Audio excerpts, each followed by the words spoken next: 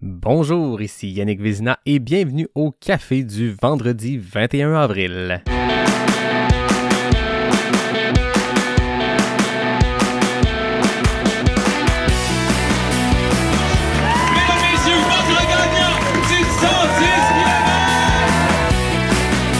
Si tu commences à te sentir bien en courant un ultramarathon, fais-toi-en pas, ça va passer.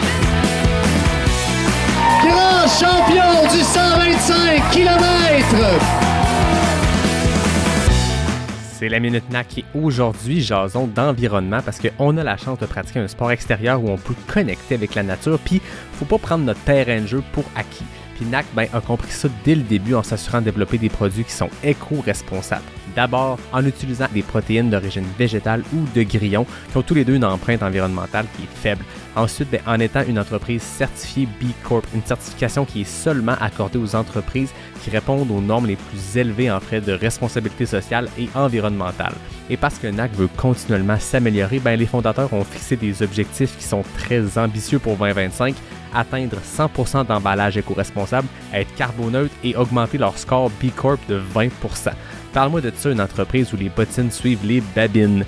Pour essayer leurs produits éco-responsables, ça se passe sur le NAC.com. Puis NAC t'offre 15% de rabais avec le code promo pas sorti du bois, PASSORTIDUBOIS. Bon épisode tout le monde. Ouais, on n'est pas sorti du bois, hein? Salut tout le monde, bienvenue à ce 148e épisode de Pas sorti du bois, un autre vendredi et un autre café du vendredi. C'est devenu une tradition pour moi, pour vous je pense aussi. Du fun à faire ce tour d'horizon-là, un format d'épisode qui est plus court que ce dont je suis habitué de faire, mais avec le nouveau bébé qui vient d'arriver, avec le congé de paternité qui est terminé, c'est parfait ce court format-là pour moi. Puis avoir votre réaction semaine après semaine quand vous m'écrivez pour me dire que vous avez apprécié ça, je pense que ça vous plaît aussi. Continuez de m'écrire si vous avez des choses que vous voulez que je parle, parce que c'est ça qui est le fun avec le café du vendredi. Je peux m'amuser à insérer plein de sujets comme ça qui ont un lien avec notre communauté, avec notre sport. Donc, si vous pensez à des affaires, écrivez-moi, puis peut-être que ça se retrouvera dans votre café du vendredi. On commence en force avec l'échappée de l'île aux Coudes, anciennement le demi-marathon de l'île aux Coudes qui a été repris cette année par l'équipe d'événements Ricana. Ça avait été annoncé un peu plus tôt cette année. Ça a lieu les 17 et 18 juin prochains, bien sûr, à l'île aux Coudes. Nouvelle particularité de cette course-là, premièrement, on a de la course sur route le samedi 17 juin, format comme c'était dans le temps du demi-marathon de l'île aux Coudes, donc un 5 km, un 10 km et un 23 km. Mais le dimanche, on tombe en mode course en sentier. Le 7 km, le 12 km et le 21 km des parcours qui ont été imaginés par l'ami Charles Castonguay, qui est natif de l'île aux Coudes. Et bien sûr, événement Ricana qui reprend un événement. Fallait s'attendre à de l'innovation, fallait s'attendre à quelque chose de le fun, puis l'arrivée de la course en sentier sur l'île aux Coudes. Je parle d'innovation, je parle d'événements Ricana, puis c'est ça le sujet dont je voulais vous parler aujourd'hui, c'est que ça a été récemment annoncé que le parcours de 7 km de course en sentier va accueillir cette année des athlètes en chaise adaptées en collaboration avec l'entreprise québécoise TrackZ Mobilité. Il y a des personnes à mobilité réduite qui vont pouvoir participer aux 7 km de sentier.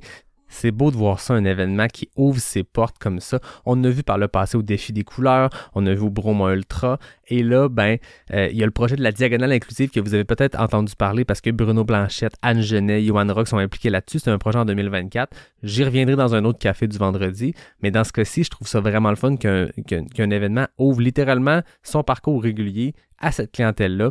Cette année, les organisateurs ils espèrent accueillir entre 5 et 10 athlètes à mobilité réduite et leur équipe. Bien sûr, ça prend des athlètes qui ont déjà leur chaise adaptée, qui ont peut-être même une équipe. C'est vraiment, vraiment intéressant. C'est beau de voir ça. Puis je trouve que ça va vraiment dans cette mouvance-là d'ouvrir la course en sentier, de rendre ce sport-là plus inclusif. Donc, c'est vraiment une nouvelle que je trouvais importante de vous partager. Si vous voulez plus d'informations, allez sur le site de l'échappée de l'île aux Coudes. Toutes les informations sont là, mais je trouve ça vraiment beau. Puis je pense même que s'il y a des gens qui souhaitent donner du temps puis porter ces chaises-là, participer, aider ces athlètes-là à mobilité réduite, vous pouvez le faire, vous pouvez signifier votre intérêt à l'événement. Peut-être que je dis n'importe quoi, mais j'ai vu ça passer. Marlène, tu me diras si je me trompe, mais bref, il y a quelque chose de vraiment beau qui va se passer à l'échappée de l'île aux Coudes les 17 et 18 juin prochains.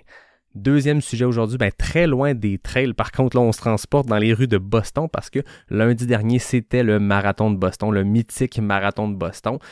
Et on avait des trailers québécois, des gens de trail qui sont allés faire de grosses performances là-bas. Il y a beaucoup de Québécois. C'est drôle parce que quand il y a une course américaine ou une course européenne où il y a des Québécois, Ben souvent, je vais faire une petite recherche dans les listes de coureurs, de coureuses qui vont prendre le départ. Puis, je vais être capable en tapant Canada, en tapant Québec, je vais être capable de voir une liste souvent plutôt courte de nos Québécois qui sont là.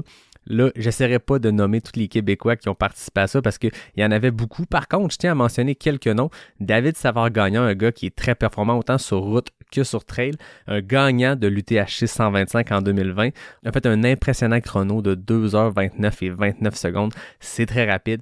Mon bon ami Charles Castonguay, je vous avais parlé de lui parce qu'il avait fait un podium à Las Vegas sur un demi-marathon il y a quelques semaines. Ben là, il a remis ça à Boston. Grosse performance, 2h35-16. Je pense que la fin de course a été difficile pour lui, mais il a grindé, il a serré les dents. 2h35, c'est très solide. Et bien sûr, notre Marianne Hogan national était à Boston pour courir avec son frère, pour voir comment les jambes pouvaient réagir à un marathon, considérant qu'elle revenait tout juste du Portugal où elle a eu un gros camp d'entraînement avec l'équipe de Salomon. On n'en parle pas plus, j'aurai l'occasion de reparler avec Marianne dans un prochain En route vers Western State de ce Boston-là puis de ce qui s'en vient pour elle. Donc, félicitations à tous nos Québécois et Québécoises qui ont participé au marathon de Boston. C'est très difficile de se qualifier. Il faut faire des gros chronos. Vous êtes rendu jusqu'à Boston. Peu importe ce qui s'est passé dans les rues de Boston, j'espère que vous avez eu du plaisir. Une course qui a eu lieu la semaine passée, dont je voulais vous parler, c'est le Zion 100. Donc, c'est une course assez roulante qui se passe tout près du parc national de Zion en Utah, qui attire toujours beaucoup de Québécois. Puis cette année, ça n'y a pas fait exception. Pour vous donner une idée, quand je dis une course roulante, le 100 000 a 3100 mètres de dénivelé positif. Donc, on est loin des sentiers québécois qui sont plus techniques ou des sentiers montagneux qu'on peut retrouver au Colorado ou en Europe. Par contre, ça ne veut pas dire que c'est facile. Oh non! Très difficile d'avoir un parcours qui est plutôt plat parce que faut courir en continu, ou en tout cas si on veut maintenir une vitesse qui est intéressante, il faut avoir un pas de course en continu, puis ça c'est très difficile, on ne change pas le mal de place avec des montées, des descentes, donc course qui est très difficile à Zion. Beaucoup de Québécois, j'ai le goût de les nommer parce que contrairement à Boston, la liste est plutôt mince, mais quand même beaucoup de monde qui ont fini le 100 miles, donc Justin Langevin, Mathieu Masdoumier, Michael Garneau, Jean-Mathieu Chénier, Jason Lafontaine et Simon Guérard qui ont terminé le 100 miles. Sur le 100 km, plusieurs Québécois, Québécoises. Jade Raymond qui a terminé 4e femme. Il y a Louis-Philippe Asselin qui a terminé. Geneviève Chamberlain. Sébastien Dion qui a fini 9e overall. Très grosse performance là.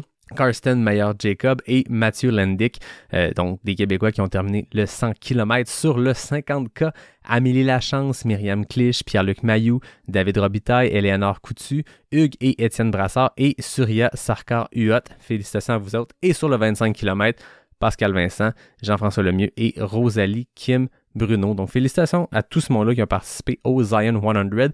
Si ça peut vous intéresser, une course de mois d'avril plutôt roulante, désertique avec des points de vue écœurants, allez voir ça, vous allez vouloir l'ajouter sur votre bucket list. Parlant de Zion, parlant de Simon Guérard que j'ai nommé tantôt parmi les finishers du 100 000, je ne sais pas si vous vous rappelez, je l'avais reçu à l'épisode 132 dans mon épisode de balado-réalité à Coldwater Rumble, le 100 miles que j'ai fait en janvier.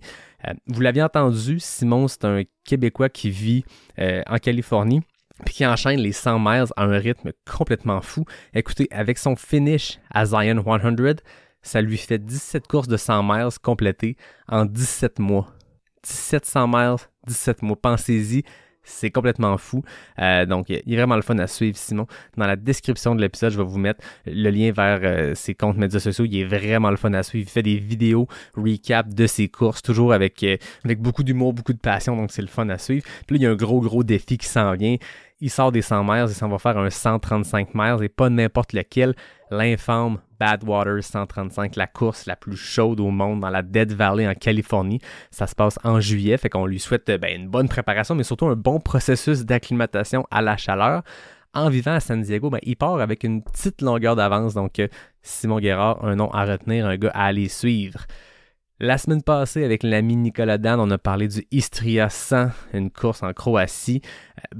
On avait prédit une victoire de Jim Wamsley, puis c'est exactement ce qui s'est passé. C'était une course vraiment tripante à suivre, parce que pendant plus de 100 km, Arthur Joyeux-Bouillon, le français, et Jim Wamsley ont couru ensemble. Au 100e kilomètre, on se dit « OK, ils vont-tu finir ensemble? » Ça se maintenait, c'était impressionnant la vitesse à laquelle il allait. Finalement, Jim Wamsley a ouvert la machine, puis écoutez, dans les 20 km suivants, entre le 100e et le 120e, il a pris 20 minutes d'avance. 20 minutes, c'est 1 minute par kilomètre. C'est énorme comme avance à prendre aussi tard dans une course. Puis ça s'est continué comme ça parce qu'il a finalement terminé plus d'1 heure d'avance sur le deuxième. Donc Jim Walmsley l'emporte, va chercher un record du parcours. Il a fait ça en 17h40 comme un pro. Et bien sûr, l'objectif pour Jim Walmsley, c'était d'aller se chercher un dossard pour l'UTMB 2023. C'est mission accomplie. Puis Arthur Joyeux-Bouillon, il n'est pas en reste, il finit deuxième, très grosse performance, et lui aussi sera sur l'UTMB 2023. Il y a Pavle Krúljak qui complète le podium, donc lui aussi sera à l'UTMB. Du côté des femmes, sur le 100 miles, c'est la japonaise Kimino Miyazaki qui l'a emporté avec plus de 2 heures d'avance. Écoutez, sur la deuxième, Maria Nikolova, et la troisième, Stefania Buzinku. Donc, toutes trois obtiennent aussi leur dossard pour l'UTMB 2023. Sur le 110 km à Istria, l'étoile montante de la trail, Théo Le Boudec l'a emporté, alors que chez les femmes, c'est Sarah Vieuil qui est montée sur la première marche du podium. Sur le 69 km, il y avait l'ami Guillaume Audette, on en a parlé au dernier épisode, très bien fait, un 8h03, une 11e place dans sa catégorie, donc grosse performance pour Guillaume en Croatie. On lui souhaite surtout une bonne récupération parce qu'il va participer à The Canyons, le 100 miles, dans une semaine. Mais sur le 69 km, en avant du pack, il y avait du gros calibre et, sans surprise, c'est les grosses vedettes internationales, Stian Angermund et Blandine Lirondelle qui l'ont emporté. Blandine, la Française qui remporte toutes les courses qu'elle entreprend. C'est très impressionnant le parcours de cette fille-là. A terminé 5e overall, première femme bien sûr, donc très grosse performance à Istria. Je tiens à le mentionner aussi sur le 69 km, Milena Désy-Lévesque et Alexandre Raymond que j'avais reçus ensemble à l'épisode 119 ont eux aussi complété ça. Et mention spéciale aussi à Audrey Tanguy, une ultra-traileuse française de renom, que j'avais reçu à l'épisode 69 de Pas sorti du bois, qui a terminé 2e sur le 42 km. Donc c'était le tour de roue pour Istria 100. Demain, samedi le 22 avril, c'est le Mute, le Madère Island Ultra Trail. Je ne retomberai pas dans les analyses, je ne reparlerai pas plus que ça. Si vous voulez savoir quoi suivre à cette course-là, il faut écouter l'épisode 147 que j'ai enregistré la semaine passée, le Café du vendredi avec Nicolas Dan. Je souhaite une super course à tous nos Québécoises qui sont à Madère. C'est une île paradisiaque, c'est une course qui s'en vient mythique dans le trail. C'est rendu une course qui est vraiment un incontournable. Puis je pense qu'on va avoir un maudit bon show en fin de semaine. Je tiens à mentionner aussi que demain, samedi 22 avril, il y a aussi le New Jersey Devil 100. C'est une course que je ne connaissais pas, mais j'en ai entendu parler parce qu'une certaine Stéphanie Simpson va y participer. Donc, à suivre, je pense que Stéphanie veut se qualifier pour la Badwater 135 dont je parlais tantôt avec Simon Guérard. Ça lui prend un 100 miles, donc ça va être son 100 miles de cette année. Donc, Stéphanie, on te souhaite une bonne course. On entre dans le vif du sujet. The Canyons, une course qui a lieu dans 2 semaines. En Californie, sur les sentiers de la Western State. Écoutez, le départ et l'arrivée se fait à Auburn, l'endroit où ce sont les arrivées mythiques de la Western State. Donc, on emprunte des sentiers semblables, mais The Canyon, c'est pas juste une copie de la Western State, c'est une course à part entière qui est de plus en plus connue puis qui a intégré l'UTMB World Series. Donc, c'est la The Canyons by UTMB. Et particularité, un peu comme le QMT au Québec, on dirait que quand les gens l'emportent, ils ramassent plein de prix parce qu'ils ont des accès à plein de courses. C'est un peu ça à The Canyons parce que vu que c'est une course by UTMB, le top 3 hommes et femmes, du 100 miles s'en vont à l'UTMB, du 100K s'en vont sur la CCC, du 50K s'en vont sur l'OCC, donc toutes des courses qui ont lieu dans le cadre de l'Ultra Trail du Mont-Blanc. Mais en plus, sur le 100 km, c'est aussi une course Golden Ticket pour la Western State. Donc, je rappelle ce que c'est que la Western State a identifié plusieurs courses un peu partout dans le monde où les 2 premiers hommes, 2 premières femmes remportent un accès direct à la Western State. Donc, pour des athlètes élites, c'est souvent l'une des seules manières de se qualifier plutôt que de passer par la loterie qui peut être très, très longue pour le commun des mortels. Donc, le 100 km, il y a 2 places hommes, 2 places femmes qui s'en vont direct à la Western. Donc, on s'entend que les personnes qui vont se battre pour la première et la deuxième place sur le 100 km peuvent s'enligner toute une saison qui va suivre par après parce que, nécessairement, quand tu gagnes, par exemple, le 100K, tu as ton accès pour Western State à la fin du mois de juin et pour la CCC à l'UTMB à la fin du mois d'août. Donc, beaucoup de choses qui sont en jeu en fin de semaine. Pour vous donner une petite idée de c'est quoi les parcours, oui, ça se qualifie comme roulant si on compare à d'autres courses plus techniques, mais ça ne veut pas dire que c'est facile. C'est une course qui est très, très, très challengeante. Il y a de la chaleur en juin pour la Western State. En avril aussi, c'est chaud. Sur le 100 000, on parle de 5100 mètres de dénivelé positif. Sur le 100K, c'est 3200. Sur le 50K, c'est 1600 mètres de D+. Et sur le 25K, 850 mètres. On a une grosse délégation québécoise. Écoutez, j'ai compté plus de 20 noms. Je ne vais pas tous vous les nommer. Désolé à ceux que je nommerai pas, mais vous comprenez, je ne suis pas ici pour faire des listes d'épicerie de noms. Mais quand même, je tiens à mentionner quelques athlètes à surveiller. Ryan Atkins, le champion du monde de Spartan Race, qui vit, je crois, dans le coin de Sutton, en Estrie. Ça va être très intéressant à suivre. Il va être sur le 100 miles. Un gars qu'on a vu très bien performer à Bandera depuis qu'il se tourne un peu plus vers le trail. C'est un gars qui va être à surveiller. Puis je pense qu'il fait encore de la Spartan Race. Mais si ce gars-là était 100% dédié à l'Ultra Trail, je pense qu'il serait dans l'élite mondiale sans aucun doute. Donc il va être intéressant à suivre à The Canyons. Guillaume Audette, je répète le nom de mon bon ami, mais écoutez, il était à Istria la semaine passée, il va être à The Canyons la semaine prochaine, sur le 100 000 par contre, donc ça va être intéressant à voir sa récupération. Maxime Fouquet, un gars à connaître, à découvrir, je l'avais reçu à l'épisode 37, donc Maxime Fouquet est sur le 100 miles. Il y a aussi Geneviève Asselin de Mers, troisième place à l'UTHC 125 l'an dernier, qui va être sur le 100 km. Geneviève, c'est un nom qui vous dit quelque chose, était sur le panel Trail au féminin que j'avais fait à l'épisode 125 de Pas sorti du bois. Il y a aussi une certaine Mélodie Gilbert que vous connaissez peut-être qui est sur le 50 km à The Canyons, tout comme Yann Chopé, Marianne Ouellette, Minhan Pham, le fondateur de NAC, que j'avais reçu à l'épisode 120, plusieurs autres. Ça promet, c'est une belle course, ça va être le fun à suivre. On a des Québécois, des Québécoises à suivre. Très intéressant. Un petit truc, moi, pour ces courses-là, c'est pas toutes les courses qui sont là-dessus, mais quand on veut le suivre puis il n'y a pas de live feed, il y en a un dans le code de Canyons, mais on n'a pas toujours le temps de se scotcher un écran pour suivre la course. Moi, j'ai l'application Live Info, donc en un seul mot, L-I-V-E-I-N-F-O. Donc avec ça, vous pouvez suivre les courses internationales. Ils sont pas toutes là, mais The Canyons va y être. Vous pouvez même identifier vos athlètes favoris, fait que les noms que je viens de nommer, les autres Québécois qui sont là, vous pouvez aller les suivre, puis vous allez voir leur progression dans la course. Donc, c'est un bon outil pour suivre ces courses-là. Tant qu'à jaser de The Canyons, on va aller rejoindre une athlète québécoise que vous connaissez bien, qui est déjà venue à Pas sorti du bois et qui va être en Californie pour la course. Et j'ai nommé Mélodie Gilbert. Mélodie, re-bienvenue à Pas sorti du bois. Allô, merci de me recevoir encore. Content de te revoir. Écoute, la plupart des invités que j'ai reçus 2 fois, la première fois, ça a été en Zoom parce que c'était la pandémie, puis ensuite, c'était en présentiel. Toi, tu as vécu le contraire. Tu es venu dans mon sous-sol ici, enregistrer une première fois, puis là, ton deuxième passage à Pas sorti du bois, mais ça se fait en Zoom pour un café du vendredi. Ben oui, un petit café à distance. Je le disais en introduction dans la première partie de l'épisode, tu t'en vas faire The Canyons en Californie. Parle-moi de comment cette course-là, comment tu l'as choisie, comment ça s'est présenté, comment tu as monté ton calendrier, puis comment elle s'est ramassée comme ça au mois d'avril à ton horaire. Ben oui, c'est ça, c'est que en fait c'est drôle parce que la Canyon, c'était pas une course qui était vraiment prévue dès le départ. Je voulais seulement me trouver une course UTMB pour avoir des stones pour pouvoir éventuellement faire l'OCC. Mon but c'est en 2024 là, pouvoir tenter ma chance dans la loterie de l'OCC. Puis là, ben, tu t'es rendu compte après d'être inscrite que ça peut arriver plus vite que ça si tu as une bonne course. Exactement. Ben là, je me suis mis à regarder, aller voir c'était quoi un peu les qualificatifs pour tout ça, comment ça fonctionnait les stones, parce que je comprenais rien. Mais là, j'étais allée chercher mes informations, puis j'ai comme remarqué, après m'être inscrit que Canyons, en fait, c'est une course major, ce qui veut dire que si je fais un top 10 chez les femmes, j'aurai une qualification directe pour l'OCC cet été 2023. Par contre, c'est un major, donc ce qui veut dire qu'il va y avoir beaucoup plus de calibre sur place parce que ça attire beaucoup les gens. Fait que je suis pas non plus désillusionnée là, si le top 10 se fait pas, je continue ma course, puis mon plan d'aller à la loterie va se poursuivre. Mais elle est comme devenue un peu plus importante dans ma tête en me disant je vais tenter ma chance là, de pousser, voir si je suis capable d'aller dans un top 10 peut-être.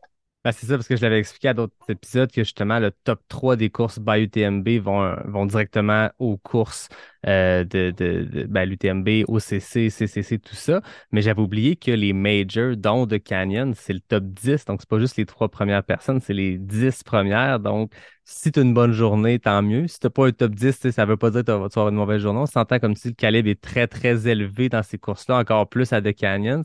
Ben, comme tu dis, tu seras en train de ramasser tes stones pour le futur. Exactement, ça sera pas perdu. Euh, Même si j'ai une mauvaise journée, je vais m'arranger pour la terminer pour avoir mes stones. Exact. Puis de toute façon, ben, je pense que c'est une expérience aussi. Tu sais, t'as expérimenté quand tu étais venu au podcast, tu nous avais raconté justement ces premières courses-là où tu es sorti du Québec puis tu as apprécié voyager avec le fait de faire une course. Là, c'est carrément ça. Tu t'en vas en Californie. Comment on s'entraîne pour aller faire une course désertique en plein mois d'avril alors qu'on vit, dans ton cas, en Estrie avec l'hiver québécois? Je pense qu'il est moins pire de votre côté, mais ça reste que c'est l'hiver pareil. Comment tu t'es entraîné? Comment se sont passés ces blocs d'entraînement-là? Exactement, ben c'est comme tu dis, on est en plein hiver, on peut pas faire ben trail, on peut pas faire ben moi je suis allée chercher là carrément autre chose. Je pense que les gens ils essayent souvent d'être spécifiques. Je travaillais en intervalle. Fait que j'ai fait beaucoup d'intervalles de vitesse là, même dernièrement, je me suis testée sur un demi-marathon sur route là même. J'ai fait vraiment beaucoup d'intervalles de vitesse puis même sur le tapis roulant. Très peu de dénivelé. J'ai fait aller chercher un petit peu de dénivelé là, en ski aussi, mais c'est pas tant de dénivelé que ça cet hiver. Fait que je te dirais que pour le dénivelé, justement, là, j'ai fait beaucoup d'intervalles cet hiver. Ensuite, là, dès que j'ai pu un peu plus, je suis allée en chemin de terre, beaucoup, parce que Canyons, c'est un parcours qui est très roulant. En fait, là, sur le 50 kilos, il y a seulement 1700 de D+. Puis, c'est pas technique, c'est comme vraiment super roulant, up and down, des petits up and down. Fait que je suis allée chercher ce genre de parcours-là en chemin de terre. Là, dans les derniers mois, c'est pratiquement là que je faisais toutes mes plus longues sorties là, pour me ressembler un petit peu plus là, à des canyons. Sinon, là, c'est sûr que dernièrement, merci d'ailleurs, je vais faire une petite plug à David Jecker j'ai commencé un petit protocole d'adaptation à la chaleur. Dans ce temps-là de l'année en Californie, là, ça va être un 25 ensoleillé, là, fait que c'est quand même assez chaud, qu'on n'a pas encore connu ça.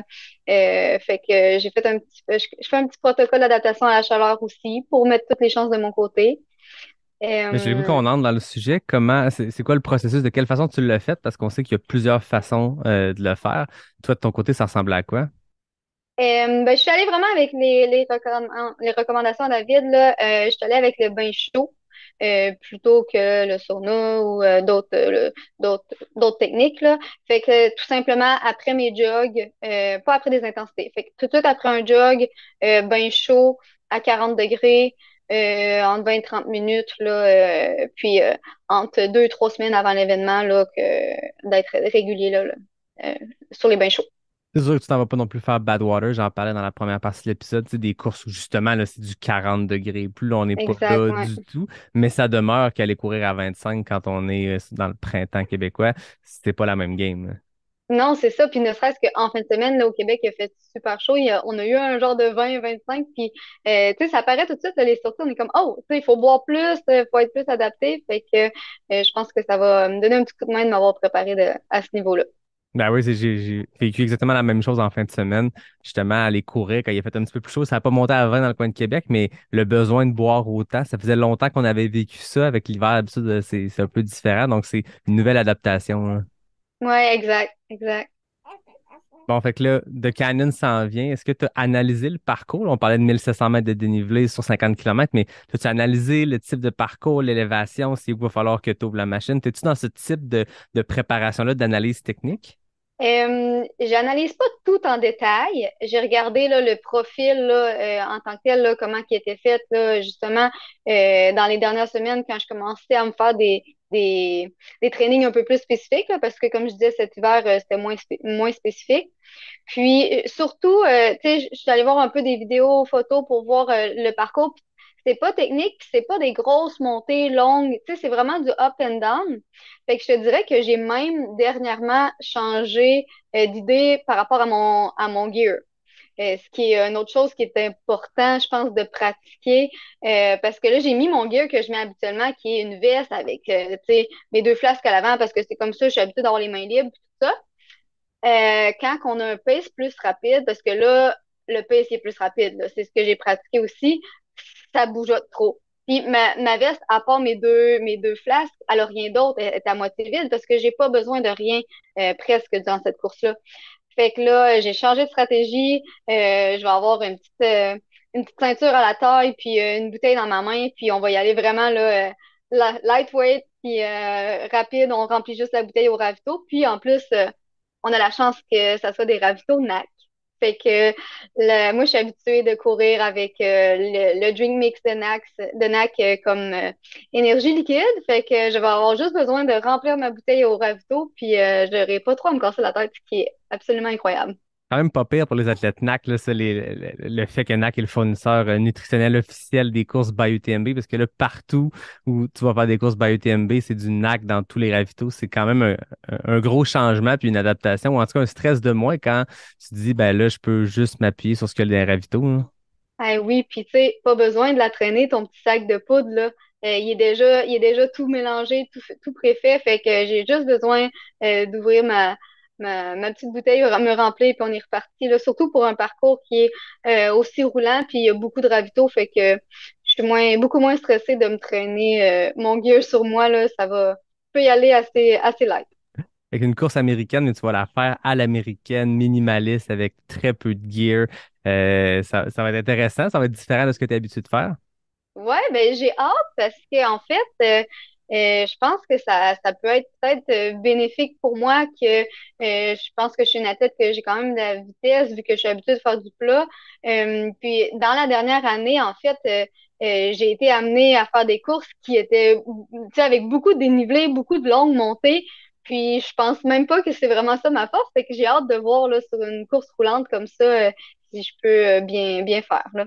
Mais là, tu sais que si tu fais bien, puis le but n'est pas de te mettre de la pression, tu vas aller t'amuser là-bas. Mais mettons que tu fais un top 10, là, il va falloir que tu switches de gear parce que là, l'OCC, à la fin du mois d'août, je pense 30 août, 1er septembre, là, on est à l'opposé. Oui, c'est rapide dans le sens où c'est pas technique, mais là, c'est l'opposé complètement en termes de roulant. Là, c'est plus du double du dénivelé de Canyons là, sur un 55 kilos. Ben, en fait, veux-tu savoir, faut déjà que je switch le gear de toute façon parce que début juin, moi, je m'en vais aux Worlds, aux championnats mondiaux en Autriche, sur le 50 km aussi. Puis là, ça, c'est du dénivelé aussi, là, presque. Fait que la vitesse est faite, j'en refais plus. Dès que je finis Canyons, je vais embarquer plus sur trail, dénivelé, préparation pour les Worlds. En même temps, on entend souvent qu'en termes de préparation physique, on voit beaucoup d'athlètes faire beaucoup de vitesse, beaucoup d'intervalles avant de justement, plus à la dernière minute ou dans les dernières semaines et derniers mois avant un objectif A, là, rentrer le dénivelé, mais que on voit ce type d'entraînement-là. Toi, dans ton cas, comment tu structures ton entraînement? Ben, c'est un peu ça, là. En fait, c'est mon coach, là, qui a un peu tout prévu ça, mais c'est un peu ça qui s'est passé, là, vu que là, on a travaillé beaucoup avec les intervalles, la vitesse. Puis, il me l'a répété et répété de pas me stresser à essayer d'aller faire du dénivelé de fou, dès que les trails ouvrent. C'est pas grave, c'est en ce moment, le but, ça va être plus de faire quelques semaines de spécifique, oui, avec plus de dénivelé, mais rien de fou, là. Je suis pas quelqu'un que tu vas voir aller faire un week-end choc de débile mental avec comme le trip de dénivelé que j'ai déjà fait, là.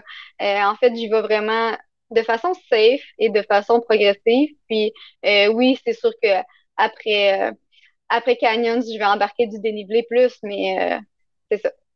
On va y Je aller quand même safe. je comprends. Tu viens de le dire, l'Autriche, les championnats du monde. Là, qu'est-ce qui s'en vient pour toi cette saison-là? Parce que ça, cette sélection-là, c'était prévu, tu t'y attendais ou c'était inattendu? C'est que dans le fond, j'ai posé ma candidature, je pense que c'est à l'automne dernier. Puis les sélections officielles, là, ça fait pas longtemps là, qu'on le sait, là, ça fait à peu près un mois. Je pense qu'ils l'ont annoncé. Fait que, tu sais, tout le monde me demandait, puis ta saison 2023, qu'est-ce que tu vas faire, qu'est-ce que tu vas faire? Puis tout reposait, tout était en Ouais. attente, là. Il y avait rien de fait parce que là, dès que j'ai su que j'étais sélectionnée sur l'équipe, ben ça, c'est ma course A, là, tu sais, c'est Ah ma oui. principale. Fait que le reste de ma saison se construit autour de celle-là. C'est là que, après ça, j'ai décidé que Canyons devienne un petit peu plus importante aussi. Je te dirais que l'Autriche, c'est mon principal, là, le Worlds. Ensuite, selon le résultat de Canyons, ça va changer pour le reste, s'il y a OCC ou non. Sinon, ben, ça va ressembler à des courses de la Golden Trail Series parce que j'ai eu bien du plaisir l'année passée. Fait que je reste toujours sur du 25 à 50 kilos. C'était un peu C'est ce que je l'objectif préfère. quand on s'était parlé. C'était ça, c'était de retourner dans la Golden Trail Series. Bon, là, il y a des belles opportunités qui sont présentées, mais c'est quand même pas C'est si ça. mal si finalement tu retournes faire ces courses-là parce que c'est encore là des courses très compétitives dans des endroits qui sont magnifiques, là.